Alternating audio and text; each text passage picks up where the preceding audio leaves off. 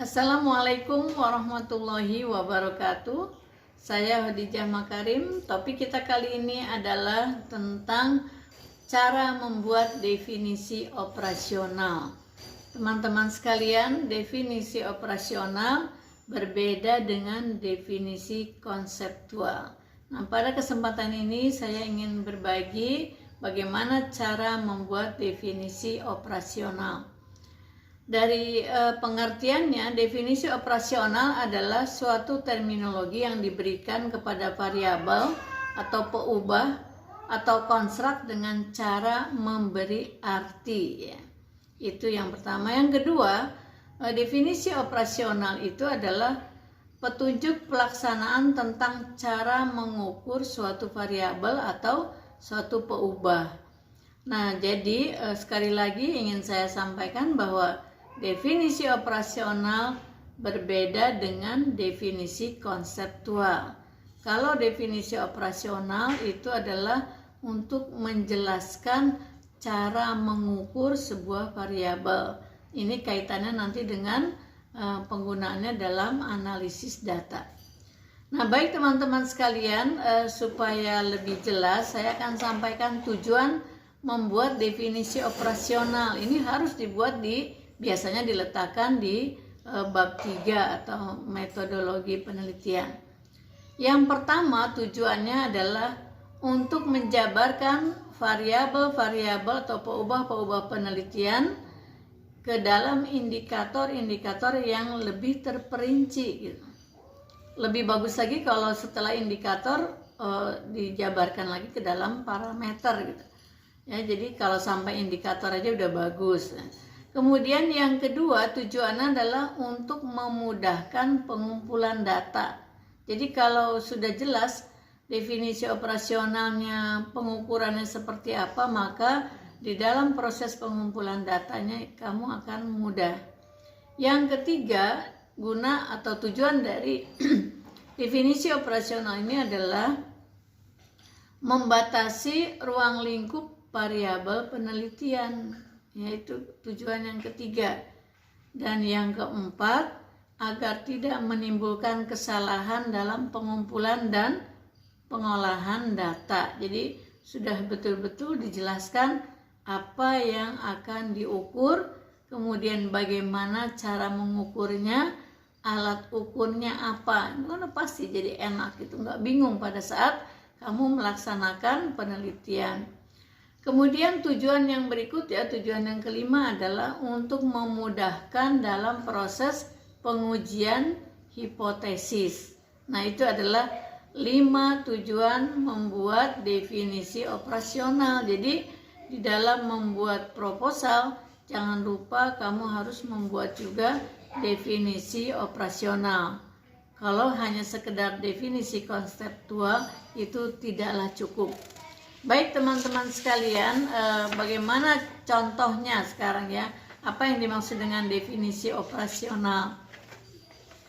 Misalnya contoh, kalau kamu ingin mengukur karakteristik petani, salah satunya misalnya kan karakteristik itu ada umur, pendidikan, lama berusaha tani, pengalaman dalam berusaha tani, itu kan banyak, ya. Nah, sekarang saya mau kasih contoh satu aja tentang umur petani misalnya. Bagaimana mengukurnya? Nah, dibuatlah definisi operasionalnya seperti ini. Umur adalah usia responden atau usia petani pada saat dilakukan penelitian, dihitung sampai ulang tahun terdekat, diukur dalam tahun, ya. Nah, kalau misalnya sekarang bulan apa nih? Bulan September. Kalau dia lahirnya bulan Desember, menuju Desember berapa tahun? Misalnya 50 tahun. Maka umur petani itu tidak disebut 49 karena dari September, Oktober, November, Desember kan udah lebih dekat. Jadi kita hitung umur petani itu 50 tahun karena dekat dengan ulang tahun yang ke-50. Tapi kalau misalnya penelitiannya pada bulan Maret, itu masih jauh ke Desember, nah maka kita hitung umur petani itu umurnya 49 karena masih jauh ke ulang tahunnya di bulan Desember gitu ya. Nah, bagaimana misalnya kalau umurnya petani itu lahir di bulan Februari ya.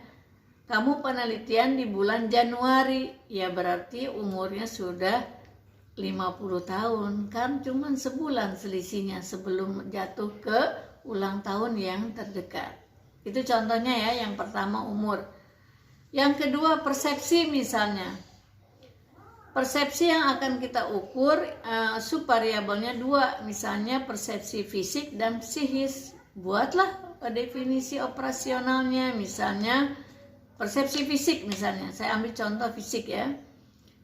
Persepsi fisik adalah pandangan dan penerimaan diri petani tentang kondisi fisiknya. Diukur dengan skala Likert jenjang 1 sampai 5 gitu ya. Contoh yang kedua, persepsi psikis misalnya dari petani misalnya, yaitu pandangan dan pemahaman diri petani tentang kondisi kejiwaannya, diukur dengan skala Likert jenjang 1 sampai 5. Nah, jadi dalam pertanyaan-pertanyaan kuesioner yang terkait persepsi, petani akan mendapatkan wawancara dengan kuesioner skala Likert jenjangnya 1 sampai 5. Contoh yang ketiga nih, contoh yang berikutnya adalah akses informasi petani misalnya. Kita ingin mengukur kemampuan petani itu untuk mengakses informasi sejauh mana untuk memasarkan hasil pertaniannya misalnya. Maka kita buatlah definisi operasional.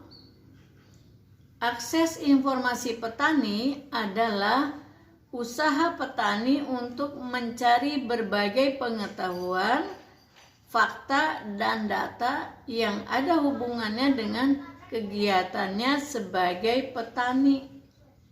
Diukur dengan skala Likert jenjang 5, yaitu dengan ukuran 1 sampai 5. 1 sampai 5 itu misalnya ada pertanyaan yang jawabannya setuju, maka 5 itu artinya sangat setuju,